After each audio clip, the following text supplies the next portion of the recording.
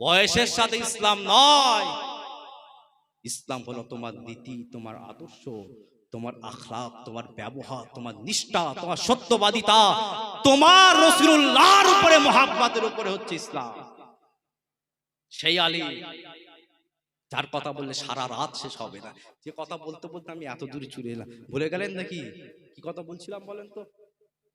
আবু বকর সিদ্দিক রাদিয়াল্লাহু তাআলা, যেটা বলতে বলতে আমি এতটা চলে এসেছিলাম, আমি সেই পথে ফিরে আসছি।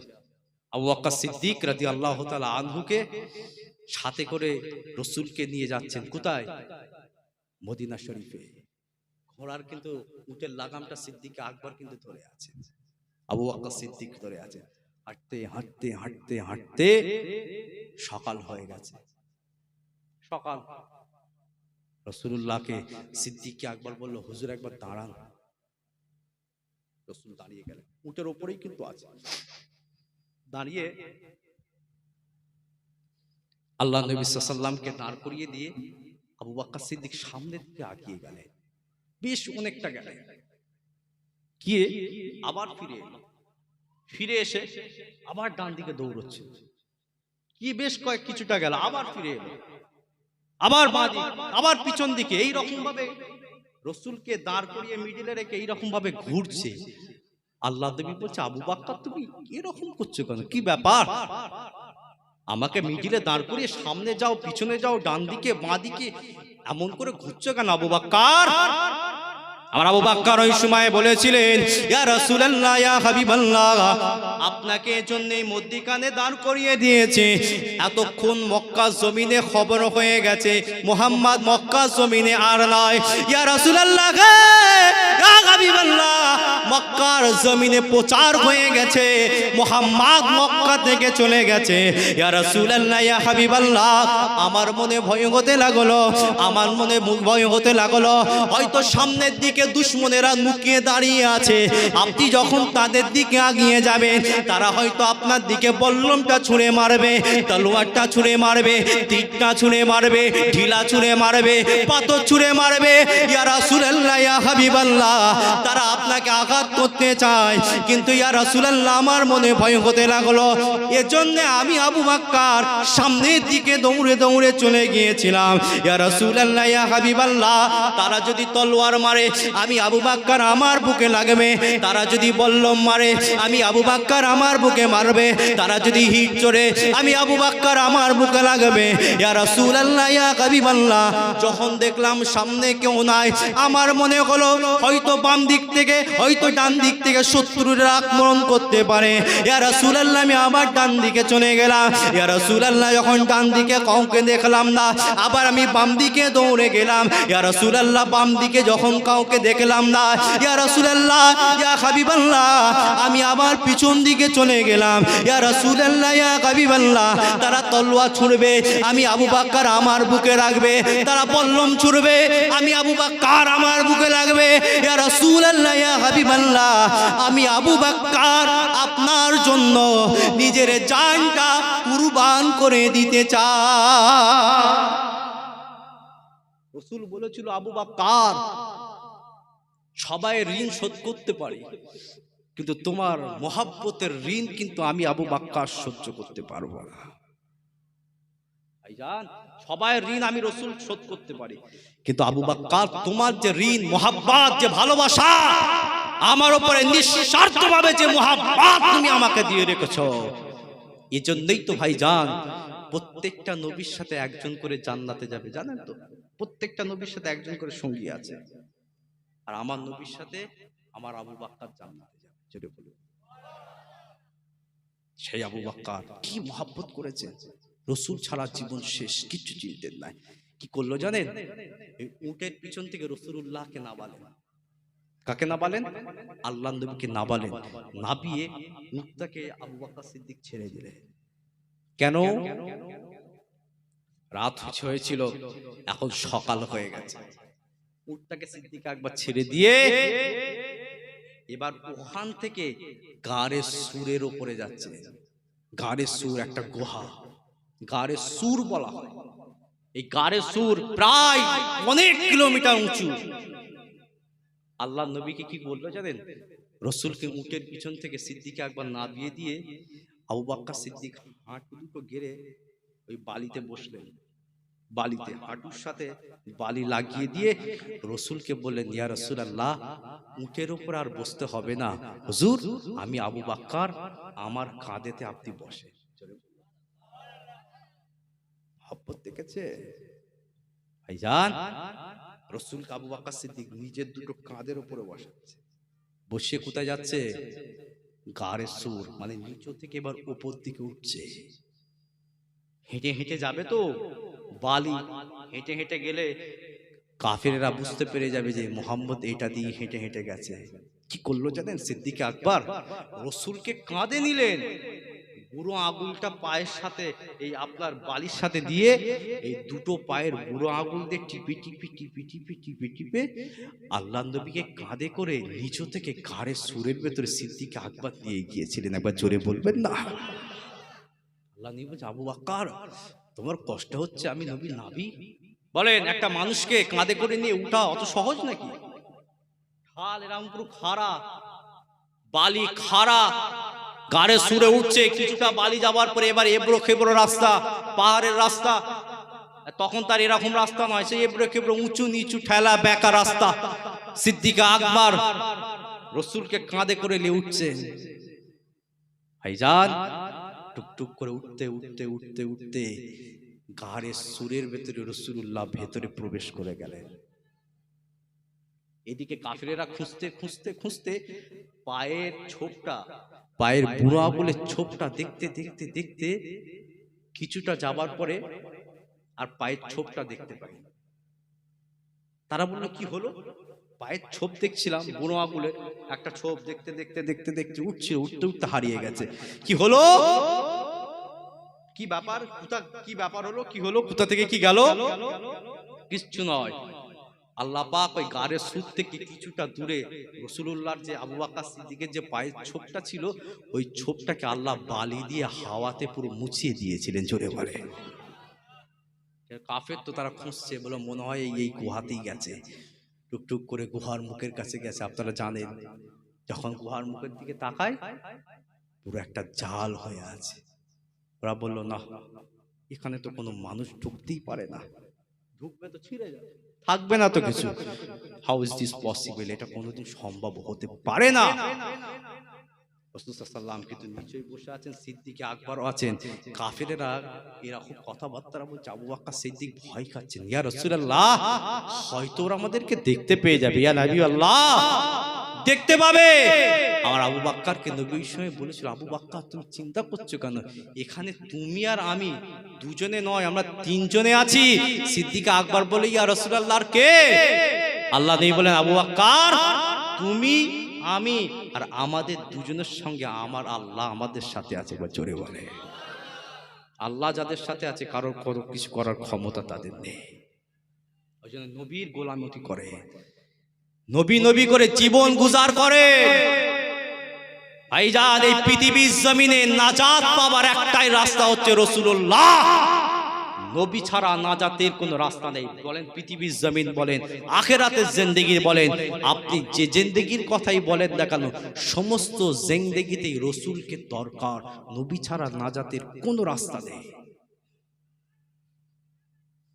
সিদ্দিক আকবর বসে আছেন, নবীও বসে আছেন। বসে বসে আবু বকর সিদ্দিককে বলছে, আবু বকর আমার শরীরটা একটু অসুস্থ হচ্ছে, আমি একটু তোমার রানের উপরে মাথা রেখে ঘুমাতে চাই। ওই গুহার ভেতরে, গাড়ের সুরের ভেতরে রাসূল আবু বকর সিদ্দিকের রানের উপরে মাথা রেখে ঘুমাবেন।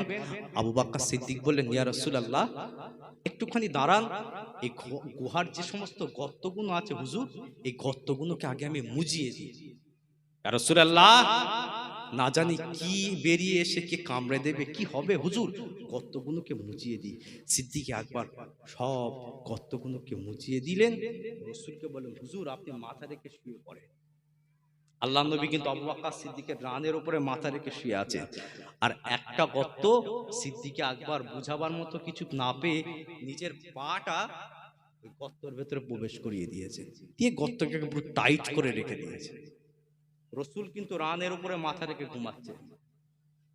কিছুক্ষণ যাবার পরে হঠাৎ দেখা যায় সিদ্দিকে আকবরের শরীরটা আস্তে আস্তে কালারটা চেঞ্জ হয়ে যাচ্ছে।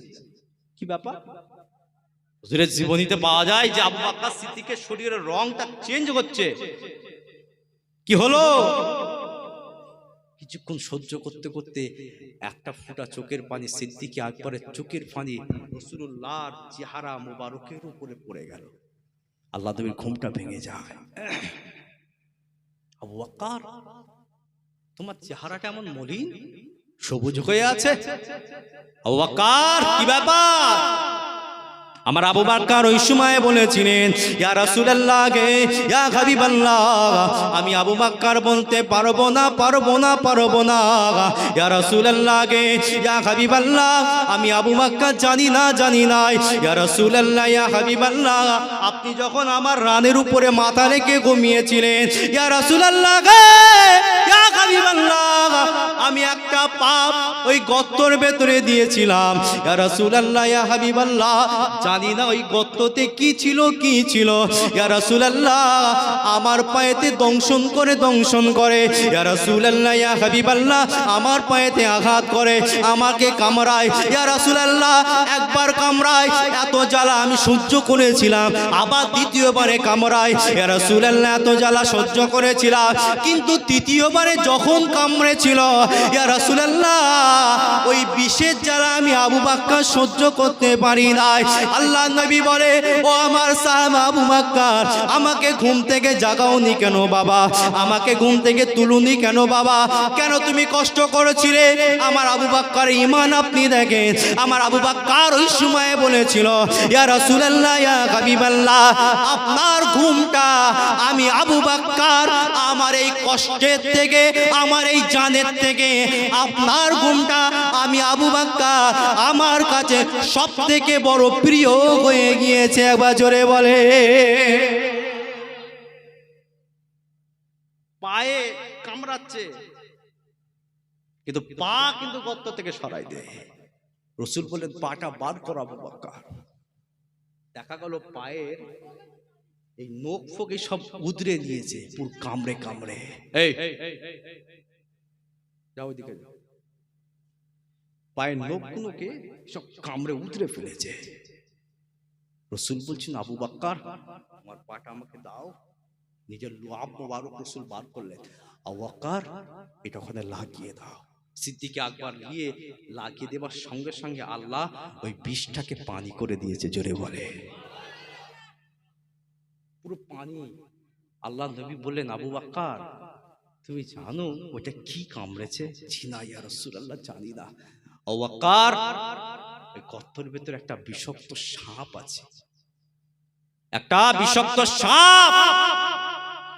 আবু বকর তার মনের হয়স ছিল, আমি নবী তার গর্তের ভেতরে এসেছি, গুহার ভেতরে এসেছি। আবু বকর, ওই সাপের ইচ্ছা ছিল গর্ত থেকে বার হয়ে আমি নবী আমাকে সালামটা দেবে। জোরে বলে।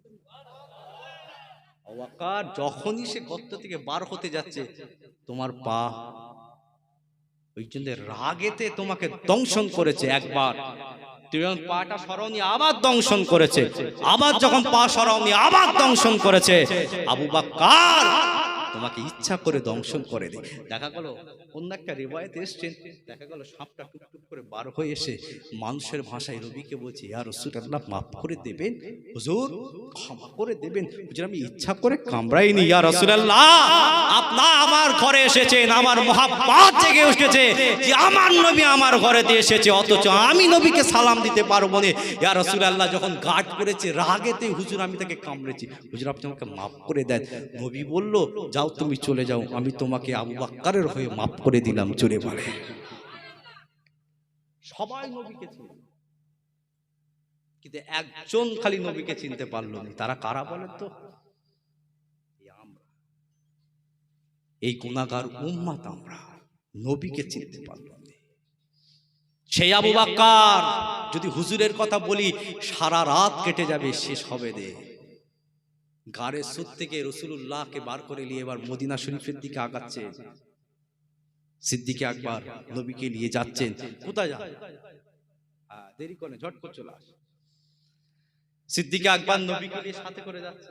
মক্কা শরীফ আর মদিনার বর্ডারে একজনের বাড়ি আছে, হাদিস শরীফে যার নাম এসেছে উম্মে মাবাদ। স্বামীর নাম আব্দে মাবাদ, স্ত্রীর নাম বলা হচ্ছে উম্মে মাবাদ, মানে মাবাদের উম্মে। এখন নবী তার ঘরের পাশ দিয়ে পার হচ্ছে, হতে হতে আল্লাহ নবী তার ঘরের কাছে গিয়ে দাঁড়ালেন। বাড়িতে কেউ আছে? বাড়িতে কেউ আছেন? দেখা গেল একজন মহিলা বেরোলো আর একজন বাচ্চা শিশু বার হলো। একজন মহিলা আর একজন বাচ্চা শিশু এসেছে।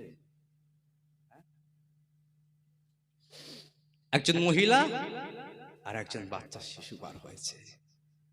আল্লাহ নবী সাল্লাল্লাহু আলাইহি ওয়াসাল্লাম বললেন যে আমি মদিনাতে যাব, সারা রাত ধরে হেঁটেছি, সারা দিন হেঁটেছি, খিদে লেগেছে, আপনার বাড়িতে একটু মেহমান হিসাবে খাওয়া দাওয়া করতে চাই। আর মেহমানটাও দেখে কে গো?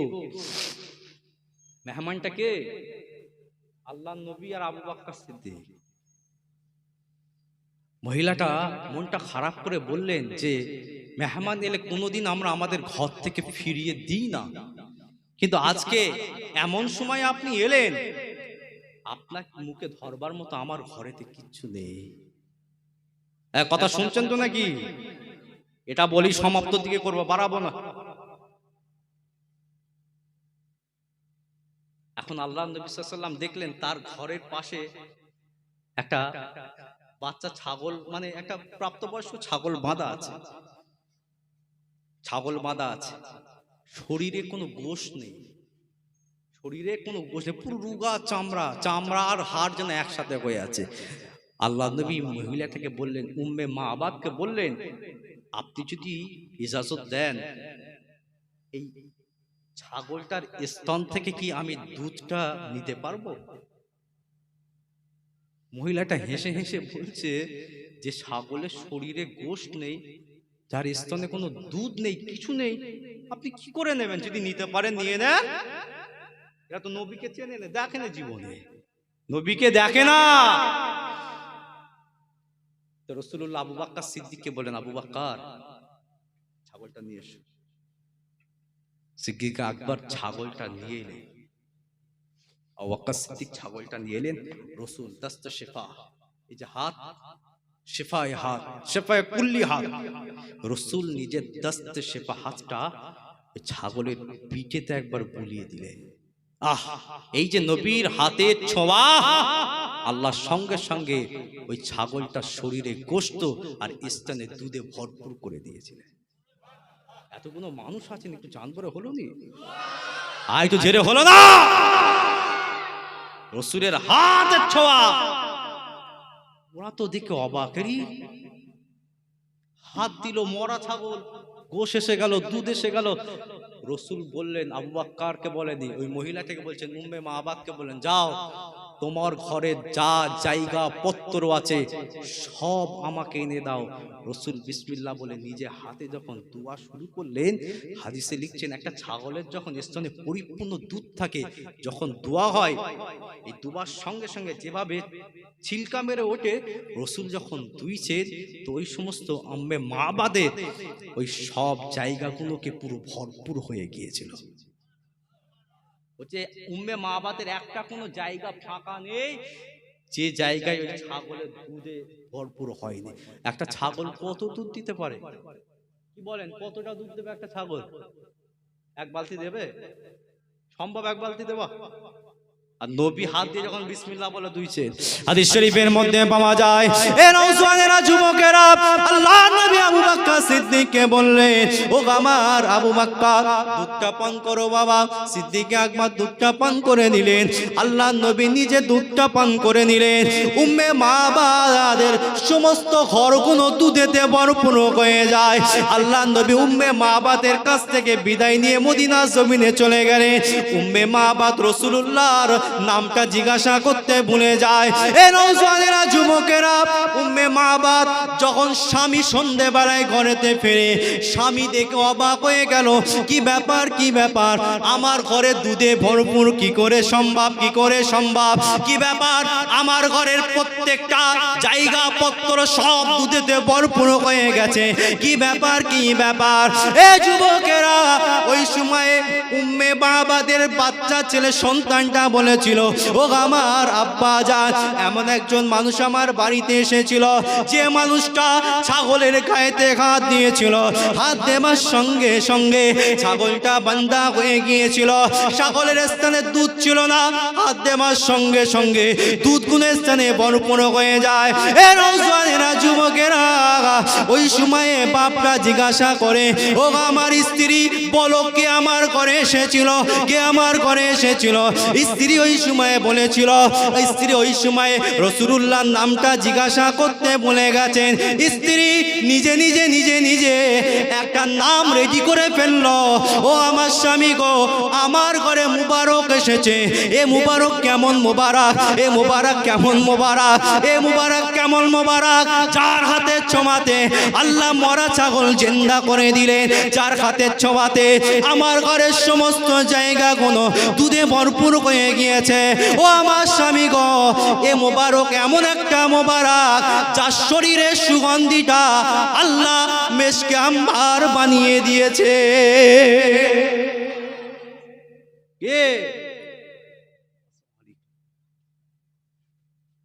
মাশাআল্লাহ। বিদায় নিচ্ছি ভাইজান, ভাইজান এসে গেছে, আলোচনা করবে। এখানেই অসমাপ্ত বক্তব্য সমাপ্তির দিকে করছি। অনেক কথা বলেছি, নিজের মনে করে অনেক আলোচনা করেছি। আমার এই কথা, এই বার্তারায়, এই আলোচনায় যদি কারোর মধ্যে দুঃখ লাগে, কষ্ট লাগে, ছেলে হিসাবে, ভাই হিসাবে, বন্ধু হিসাবে ক্ষমার চোখে দেখবেন, দোয়া করবেন আমার জন্য। আমি সকলের জন্য দোয়া করি, আল্লাহ বলার থেকে শোনার থেকে বেশি বেশি আমল করার তৌফিক দান করেন। বলেন সকলে আল্লাহুম্মা আমিন। বলবেন না আল্লাহুম্মা আমিন? রাগ করেছেন নাকি? একবার তাকবীর দেন, নারে তাকবীর, নারে তাকবীর। সিলসিলায়ে হক মুজাদ্দিদে জামান, সিলসিলায়ে হক মুজাদ্দিদে জামান, নারে দিবে দরুদ শরীফ, আল্লাহুম্মা